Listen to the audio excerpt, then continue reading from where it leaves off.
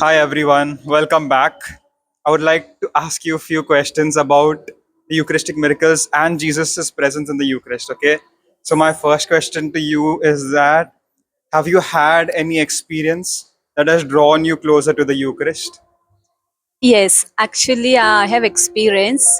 First of all, I have experience about the God experience in this 5 months. Okay, Like 5 months ago, I was jobless, and I was in the dark period. And then that period also was the month of March, and that was beginning to start the Lent season.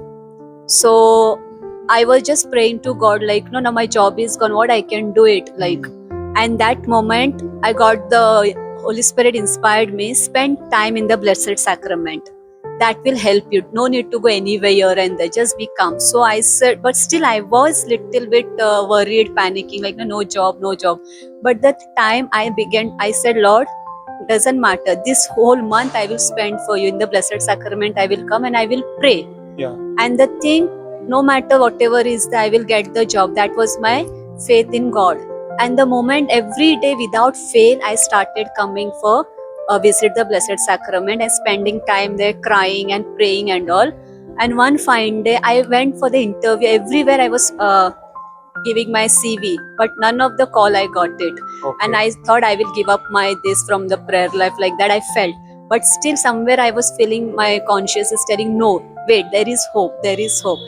And which school I never apply, from that school I got a call, and that is also called like Christ Church School, which I feel that that is the God's plan, who brought me in the biggest school.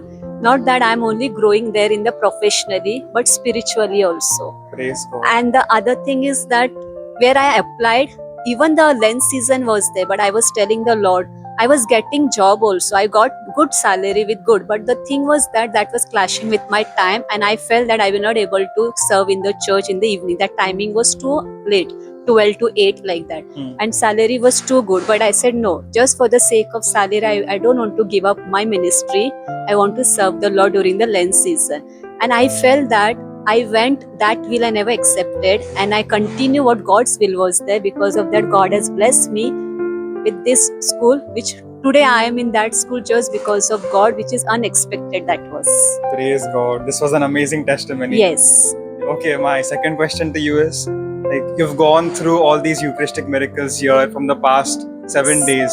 Okay, what was your experience and what would you like to share and invite people to come here and experience all these miracles? Yes, actually these days was for me like Eucharistic minister. I was coming and I was reading it, but the thing what touched me more, like to be more fervent in prayer and to be come more closer to Jesus in the Eucharistic.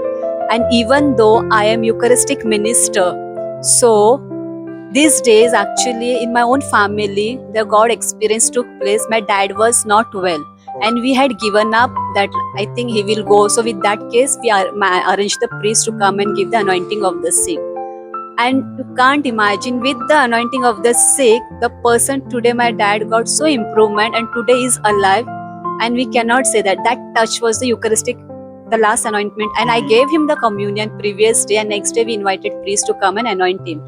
And being the Eucharistic minister, I felt more like closer to God and the Eucharistic. So no matter even the heavy rain or whatever is, I don't stop coming for mass. That like no, God is drawing me, come. Because I felt, if I don't come for mass and if I'll go for work, even instead of heavy shower, heavy rain, there I'm getting money, but here I'm getting biggest thing, blessing. So I don't say whether it is heavy rain or bus is not there, whatever, but I make it myself to come for mass, and that draws me towards Eucharistic and to come more closer to Jesus. Wow, this is so good. Like with Jesus, when you receive Him every day, there is healing that takes place, and Healing, that yes. happened with you. Yes, in my own So family. that is amazing. Okay, my third question to you is that you've seen Blessed Carlo Aquitis, who's Yes. becoming a saint. Yes. Okay, so he's the first millennial saint. So it's like all of us also can become saints. So if would you like to become a saint? Of course, I would like to become a saint. Oh, great. And if you would become a saint, what type of saint would you become? Actually, related to my name is the meaning is dedication. Okay. So I feel that I'm dedicated in whatever is services allotted. I'm there, so I feel I can be a saint of dedication. The people, those who want to dedicate themselves, but the thing is that the obstacles come, they're not able to give themselves. So I think they can pray to me, and I can intercede. I can pray.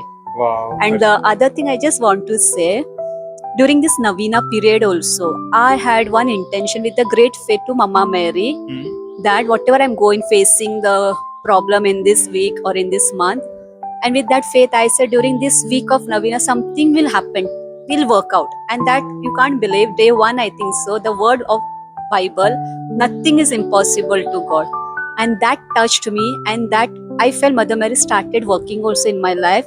What was going little in the dark period, that is coming, like, no, I mean that whatever I was praying for the conversion for myself, and that started working.